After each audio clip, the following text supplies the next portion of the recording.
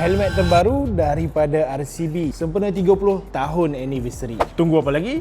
Jom kita unboxing.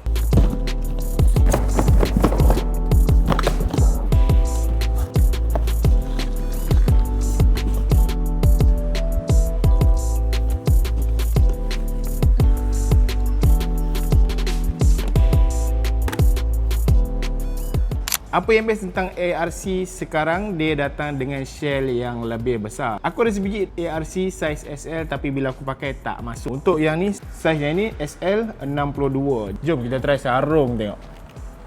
Masuk elok ngam-ngam. Untuk safety dia pakai double D ring. Double D ring ni dia lebih safety daripada kita pakai clip tu lah. Apa yang bestnya helmet ARC ni adalah dia punya berat. Dia punya berat ni tak berat geng. Kalau nak buat daily memang sesuai. Kita try tutup visor dia. Macam ni lah rupanya. So kepada siapa yang kepala besar tu tak perlu risau lah. ARC X RCB sempena 30 tahun ni hanya ada 3,000 pieces. Dekat sini dia ada bagi sekali dengan serial number. Untuk bahagian ventilation pula, kalau kita tengok dekat bahagian depan ni, dia ada satu ventilation yang sangat besar. Dekat atas ni boleh on dan juga boleh off lah.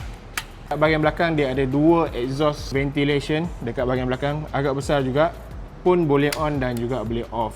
Dia punya padding pun boleh tahan lembut juga. Kalau siapa yang nak double XL boleh tukar dia punya padding kiri dan kanan ni. Dekat bahagian pipi ni dia ada bagi tukar lah. Yang tu tambahan. Jadi kan kamu dah dapatkan helmet terbaru daripada ARC X RCB. Aku dah sediakan link dekat bawah. Harga dia murah je kan. Jangan lupa like, komen, share dan follow yang kita jumpa di next video.